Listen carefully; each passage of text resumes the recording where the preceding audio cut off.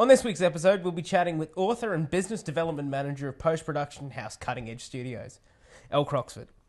You may not have heard the name, but chances are you've already seen their work. Also on today's show, we'll be reviewing Hedwig and the Angry Inch, the 2001 cult film directed and starring John Cameron Mitchell. You're watching Showreel.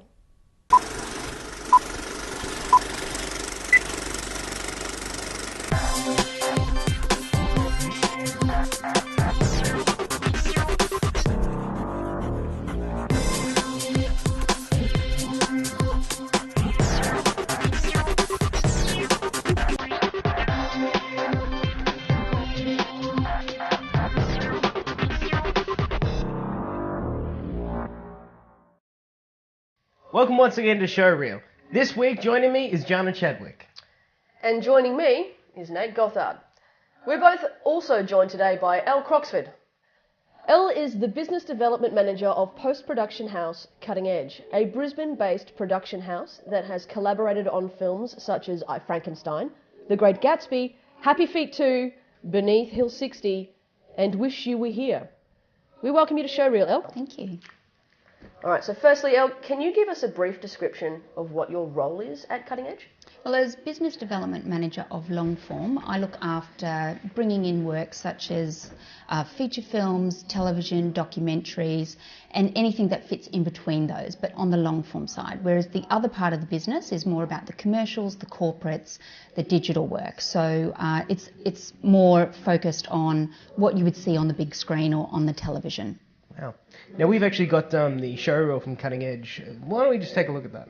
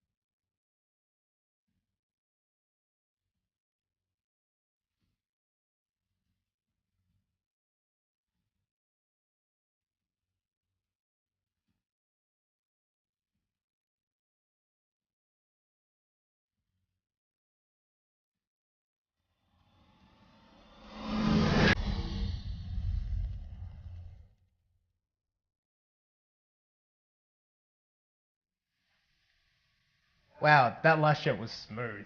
It's beautiful, isn't it? It was just a great touch of Leo doing that. No, so that's a truly amazing showreel.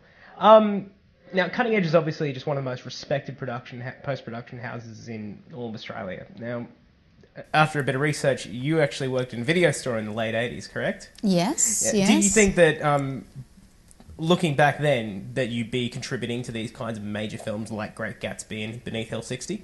I think as a kid, I've always loved film, and I guess, you know, getting a part-time job, which then turned into a full-time job at a video store, was always part of not necessarily the plan, but the direction in which I wanted to head. So when I look back to those days, and from the video store I went into distribution, and then went into the film commission, and then went into more consulting work for post-production and visual effects houses. So when I look at my journey in film, it's always been about the audience. It's always been about creating something for somebody to be entertained, or for creating something for somebody to watch. So when I think back to the video store days, it was always about making recommendations and watching what people were after and what they were renting and what they liked and what made them laugh and what made them cry and all of those things. And I think that whole journey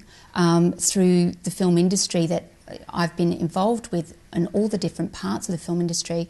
Now I come to Cutting Edge as business development. I can now use that experience, use that knowledge and knowledge of what an audience wants and bring that to our clients. So whether it's a feature film, whether it's television or, you know, a short film, it's all about creating something for an audience to be entertained. So it's a very strong personal investment. Yeah, I think anybody who's in a creative industry, either as a job or an interest or a passion, it's all about creating something of worth, you know, and whether that's to change somebody's perspective or to inform somebody or to entertain somebody. I think we all get into this industry to make a change, you know, to create something special. Is it a direction you felt that you were drawn towards? I think everybody kind of has their outlet for creation. Some people write, some people sing, some people play music. Mine was just a love of all things around film. So for me to be able to collaborate with other people who are in a similar headspace is just fantastic. So I can go to work and not only have our clients come in who are creating these amazing concepts, but I can play my part in helping them. You know, film's such a collaborative effort that, yeah, we can definitely every single day see what our work and what our advice and knowledge and experience can bring to somebody else's project and make it that much better. You know, post-production, visual effects, it's what makes, quite often, we're the last people to touch a film or a movie or a project before it leaves the facility, before it goes out to an audience. So the grade, you know, how it's all brought together is such... We can see the effect of it. It's immediate, and we can help that film pop, you know. Cool. So it's not really just a job though, is it? Because you've got so much personal investment in it. It's you know, you like it, so it's not really a job. It's just more of a passion. Yeah, I would describe. You know, I was talking to somebody this morning, and you know, whilst I'm very much focused on my work, I don't see it as work. So it's about playing and creating and helping other people, and that's really important for me. If I can help somebody throughout the day, whether it's, you know, tweak that or put that idea forward or, you know, introduce them or connect them to somebody else who can help them get what they need, then the day's been a good day. If I can do that and help people, then, you know, it's I've had a good day. Yes. Amazing. Okay, so we're going to take a quick break, but we'll be right back shortly, so don't go away.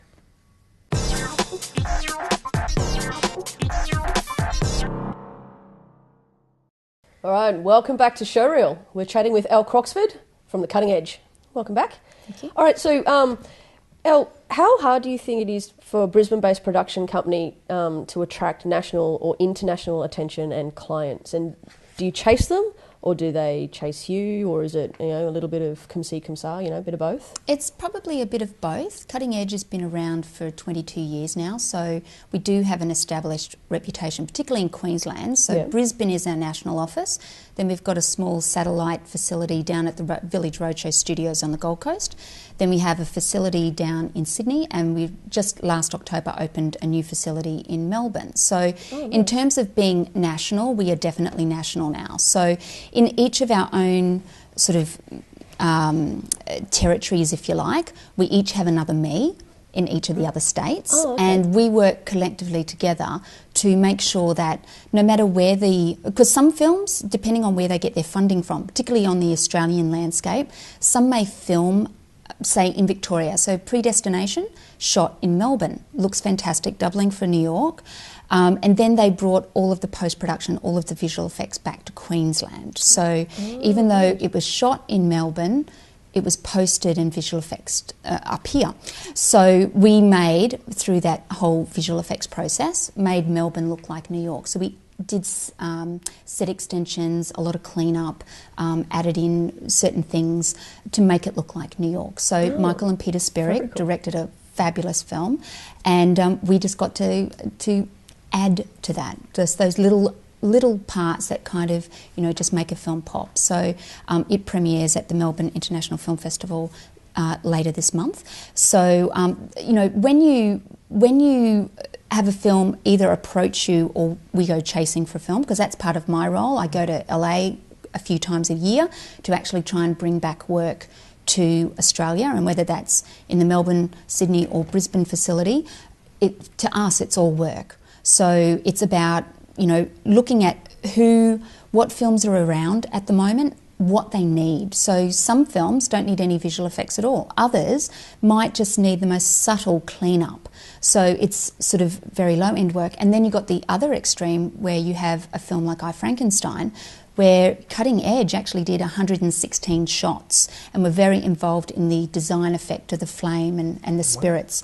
So when you look at a film like that, you know, that's very visual effects intensive. And we were one of 4 Australian vendors, visual effects vendors, who worked on that film. So when you look at all the different ways that we can be involved in a film, like Secrets and Lies, it was a television series that was filmed in Brisbane, posted and everything up here in Queensland. Then you've got a film like Chappelle, which was shot up here on the Gold Coast, and then this post was split between Queensland and Melbourne. So you've got a lot of different ways to have post-production be involved. And I guess because Cutting Edge has a number of facilities nationwide, we can split that up. Because quite often what happens, and has been a problem for Queensland in the past, was quite often the director would go back to wherever they came from, whether it was LA or Sydney or Melbourne.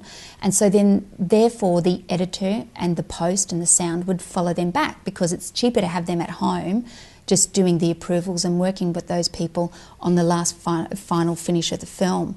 So by having facilities like Cutting Edge and, you know, other service providers in post-production, as we've built up our businesses over the years, that no longer has to happen. So the post can stay quite often where it shoots. But then the financial landscape has changed. So we've got films trying to figure out, okay, so I can get a bit of money from here to do the shoot, and maybe I can get a little bit of money from here to finish off the film and do post. So between the two, films are now quite often being split up and broken up, and different components are going where they need to have, you know, they need to have the work done to best bang for buck as well. So I hope that answers your question. Yes, we do chase, and we also, because of our reputation, have a lot of projects come. But either way, we have to win the work, we have to put in competitive bids, and it's about what's best for the project. Wow. Cool. Anyway, thanks, Elle. It's now time to kick off this week's movie review, and today it's the movie Hedwig and the Angry Inch. Ladies and gentlemen, whether you like it or not... Ow! Hedwig! Hedwig and the Angry Inch is a rock odyssey by John Cameron Mitchell and Stephen Trask that ultimately is best described as Hedwig's quest to find his other half. This is the story of Hansel, a boy growing up in communist East Berlin who longs for freedom and adores American pop culture.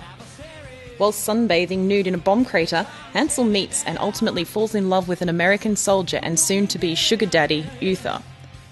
Hoping to return to America with Uther, the pair decide to marry, with Hansel donning a wig and adopting his mother's identity of Hedwig. The only problem with their plan is that in communist East Berlin, a physical examination is required before any couple can marry, leaving Hedwig with only one option. As Uther says, to be free you have to give up a little part of yourself. Hedwig goes under the knife in an illegal backyard sex change operation that goes less than according to plan, explaining the title, The Angry Inch. Soon after moving to America, Uther dumps Hedwig for a younger man. Devastated, Hedwig turns to her love of crypto-homo post-punk neo-glam rock and starts a band calling it Hedwig and the Angry Inch. Despite the tragic and thought-provoking themes conveyed in this movie, Hedwig and the Angry Inch is a truly funny black comedy and musical mockumentary. Paying homage to numerous rock icons, the music evolves through the eras, reflecting the development and growth of the characters. All of the characters in this film are beautifully detailed, the story is original, and the music offers something to suit everyone, spanning styles and eras from the 50s to the modern day. A viewer could expect to laugh, cry, or even watch an animated song based on the philosophy of Plato in any given scene. Although it went straight to DVD, and has been hiding out in the art house section all these years, people are finally starting to notice this internationally ignored song stylist. Neil Patrick Harris is currently starring in the Broadway stage version and won a Tony Award for his portrayal of Hedwig. I cannot recommend this film highly enough. Make sure you see it soon. 5 stars out of 5. We're going to take another short commercial break, but stay tuned for more Showreel.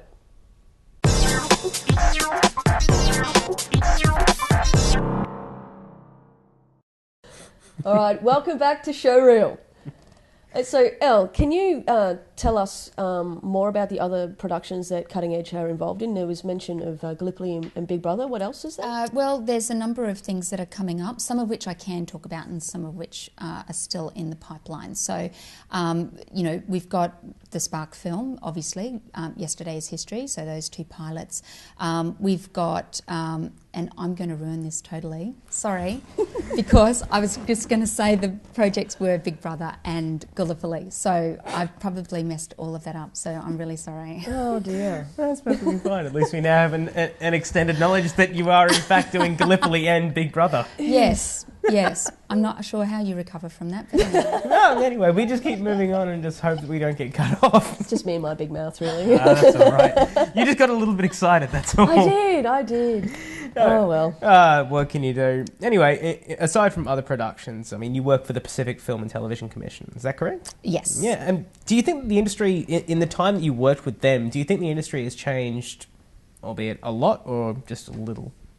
I think the industry has transitioned a lot, and that's been driven by finance, it's been driven by changes in technology, and it's been driven by government policy and change, but it's also been driven by international competition. So you've got, particularly for Queensland, you've got a film commission that has was quite separate to begin with and then merged into a larger entity where Brisbane International Film Festival came together, Film Queensland and the Pacific Film and Television, and then it became this big Pacific Film and Television Commission.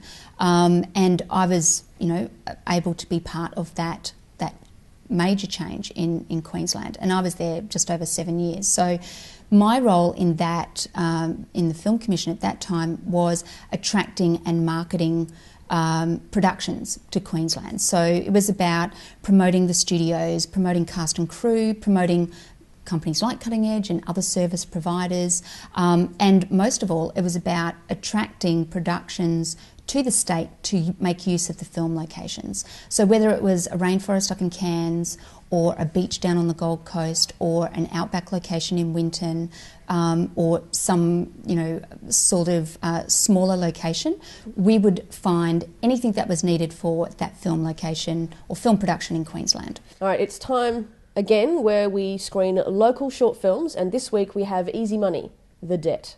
Easy Money, The Debt is part 1 of a 5-part comedy series written by Adam Fowler, directed by Justin Leggeret, and produced by Gold Coast filmmaker Ashley Munro.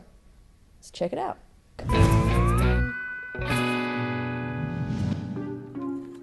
Okay, well, I guess I'll start. I'm Tomo, and this is Harry. Hey. Basically, we need $10,000 in 2 weeks, otherwise we're going to get castrated. Well, I dare say we should go into a bit more detail, right?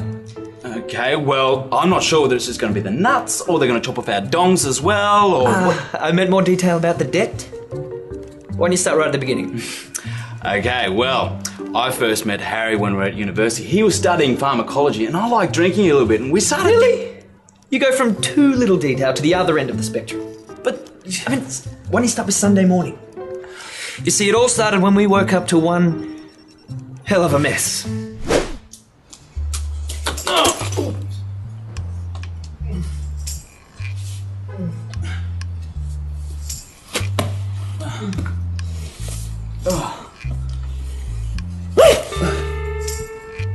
Where am I?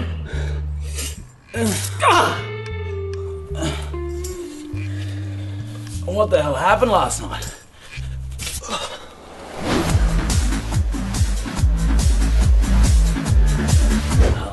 I remember drinking, dancing, drugs, drag, and... Oh, yep. That's it. How about you?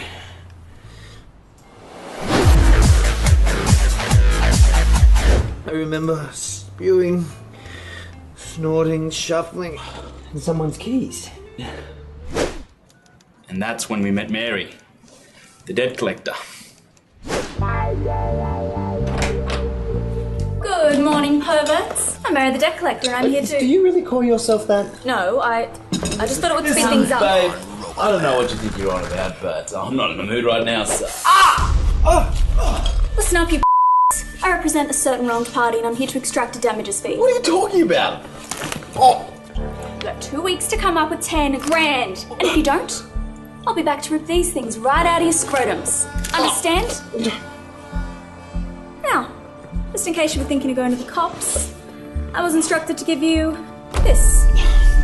Don't think you want the police seeing what you guys got up to last night. Righto, I'll see you guys later.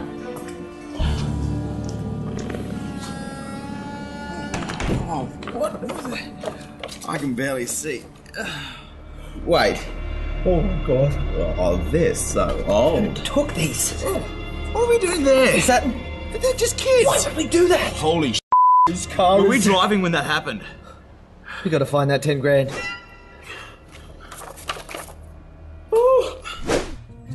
So you see, we really need this money. And with my job as a lab assistant and him being on disability welfare for his knee... Archery incident? There's just no way that we can come up with that much money in time. Well, not legitimately anyway. We could do it by dealing drugs, or maybe prostitution, or we could flat out rob a bank. Am I right? Am I right? I'm right. So what do you think? Can we get a loan or what?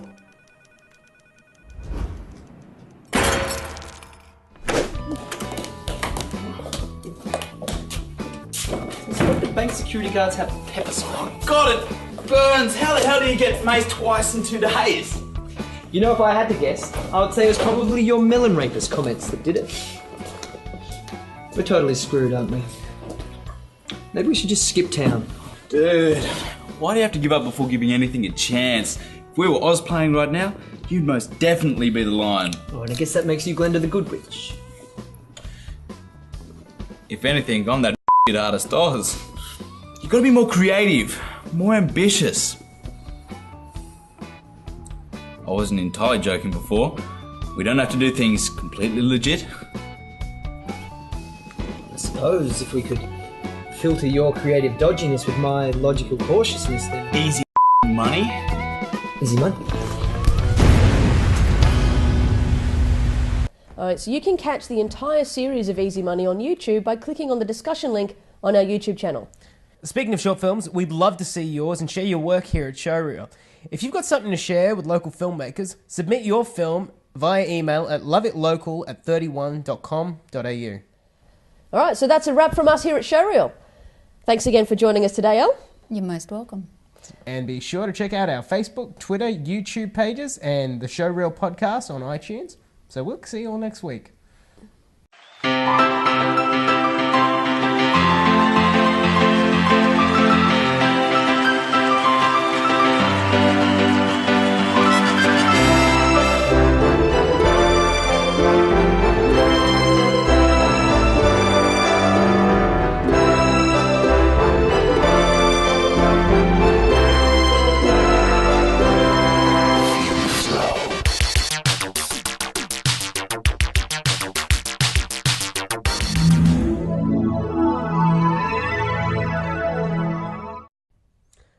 On this week's episode, we'll be chatting with author and business development manager of post-production house Cutting Edge Studios, Elle Croxford.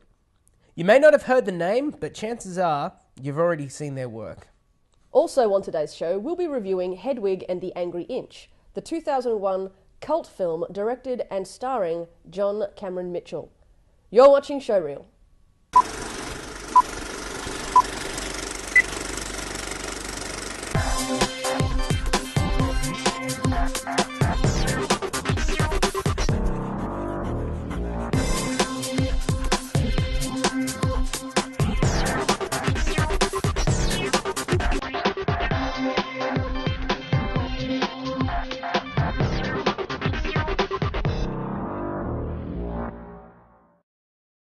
Welcome once again to Showreel. This week joining me is Jana Chadwick. And joining me is Nate Gothard. We're both also joined today by Elle Croxford. Elle is the business development manager of post-production house Cutting Edge, a Brisbane-based production house that has collaborated on films such as I, Frankenstein, The Great Gatsby, Happy Feet 2, Beneath Hill 60, and Wish You Were Here. We welcome you to Showreel, Elle. Thank you.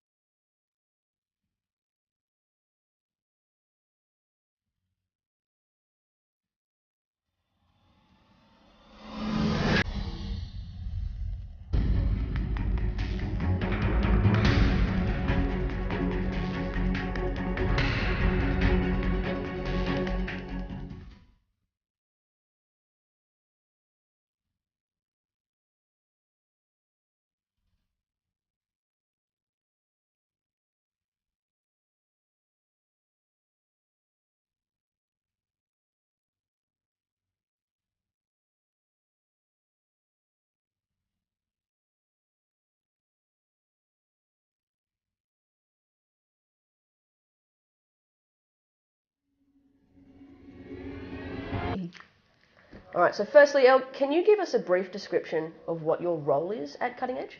Well, as Business Development Manager of Longform, I look after bringing in work such as feature films, television, documentaries, and anything that fits in between those, but on the long-form side. Whereas the other part of the business is more about the commercials, the corporates, the digital work. So it's more focused on what you would see on the big screen or on the television. Wow. Now, we've actually got the showreel from Cutting Edge. Why don't we just take a look at that?